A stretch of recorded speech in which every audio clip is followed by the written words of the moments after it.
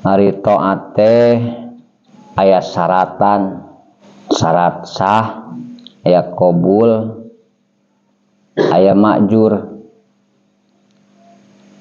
Jadi na ibadah teh teu gampang ibadah maloba syaratna.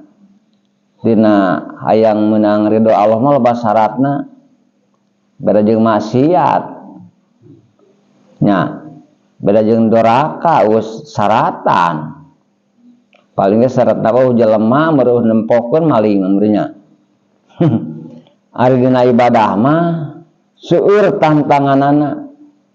Aya syarat-syaratna, aya syarat sah, aya syarat qabul, aya syarat ma'jur. Tah, ari syarat sah teh diaturna ku ilmu